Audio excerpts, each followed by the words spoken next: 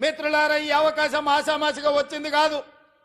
ఈ వచ్చిన అవకాశాన్ని అల్లరి చిల్లర పనుల కోసమో, అనవసరమైన ఖర్చుల కోసమో, ఆర్భాటపు ఏషాలు వేయడానికో కాదు. ఇదొక బాధ్యత. ఈ బాధ్యతను జవాబుదారీతనంతో నిర్వహించాల్సిన బాధ్యత నా మీద ఉన్నది. వేదిక మీద నా వయసంత అనుభవం ఉన్న కేశవరావు గారు ఉన్నారు. ఎంతో అనుభవజ్ఞులైన ఉత్తమ్ కుమార్ రెడ్డి గారు, తుమ్మల నాగేశ్వరరావు గారు, జూపల్లి కృష్ణారావు గారు, దామోదర్ రాజ్ నరసింహ గారు చాలా సుదీర్ఘకాలం మంత్రులుగా వివిధ హోదాలు చేసిన వాళ్ళు ఉన్నా వాళ్ళందరూ పెద్ద మనసు చేసుకొని ఆనాడు ఎన్నికల్లోనే తోడుగా కాదు, ఈనాడు కూడా అండగా ఉన్న పొంగులేటి శ్రీనివాసరెడ్డి గారు ఈ వేదిక మీద ఉన్నారు. వాళ్ళందరూ కూడా వయసులో చిన్నవాడిని అయినా మీ అందరి ఆశీర్వాదం ఉండబట్టి పాలమూరు జిల్లాకు అవకాశాలు ఇవ్వాలని ఇవాళ తెలంగాణ రాష్ట్రానికి పెద్ద బాధ్యత అయిన ముఖ్యమంత్రి కూర్చే పాలమూరు బిడ్డలకు ఇచ్చిండ్రు. మనమందరం వారికి మనస్ఫూర్తిగా ధన్యవాదాలు తెలియజేయాల్సిన అవసరం ఉన్నది. ఎందుకంటే నేనెన్నడూ మంత్రిగా కానీ కేంద్ర మంత్రిగా కానీ ఏ బాధ్యత చేయలే. జిల్లా పరిషత్ మెంబర్గా, జడ్పీటీసీగా, ఎమ్మెల్సీగా, ఎమ్మెల్యేగా, ఎంపీగా ప్రజలలో కలిసి పనిచేసిన కానీ అధికారంలో ఏ కుర్చీలో నేను కూర్చోలే.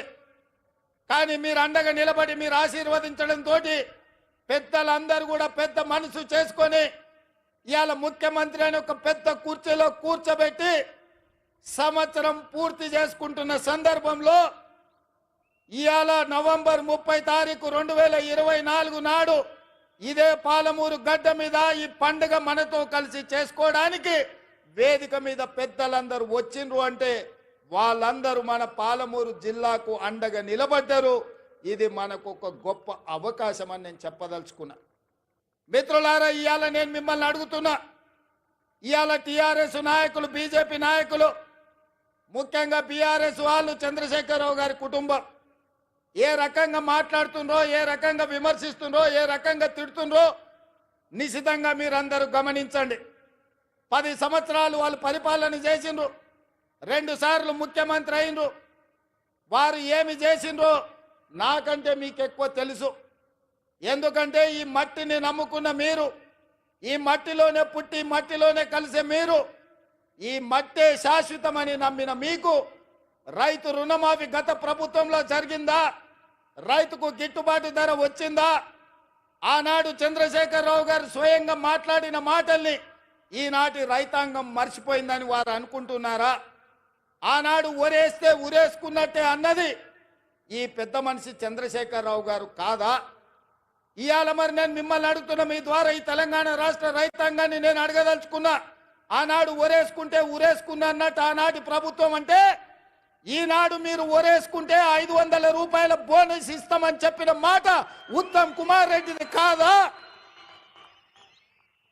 ఊరేస్తే ఊరేసుకోండి అని చెప్పిన ఆనాటి పెద్ద మనిషి మీరు వరి వేసుకోండి, వేసుకున్న వరికి 500 రూపాయల బోనస్ ఇస్తాం, మీ ఖాతాలో 3 రోజుల్లోనే బోనస్ కనక వర్షం గలగల రాలుతుంటే బీఆర్ఎస్ వాళ్ళ గుండెల్లో పిడుగులు పడుతున్నట్టుగా ఉన్నది. మిత్రులారా,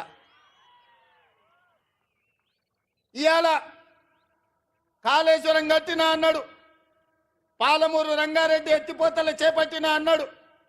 ఇప్పటి వరకు 10 సంవత్సరాల ఆనాటి చంద్రశేఖరరావు గారు కేవలం సాగునీటి ప్రాజెక్టుల కోసం, కాంట్రాక్టర్ల కోసం 1,83,000 కోట్ల రూపాయలు ఖర్చు పెట్టిండు. అందులో కాళేశ్వరానికి 1,02 కోట్ల రూపాయలు, 1,02,000 కోట్ల రూపాయలు ఖర్చు పెట్టిండు. 1,02,000 కోట్ల రూపాయలు ఖర్చు పెట్టి ఆనాడు పండిన పంటను కాళేశ్వరం నీళ్లతో పండించిన అని గొప్పలు చెప్పుకున్నాడు. వారు చెప్పుకున్నప్పుడు మేమేం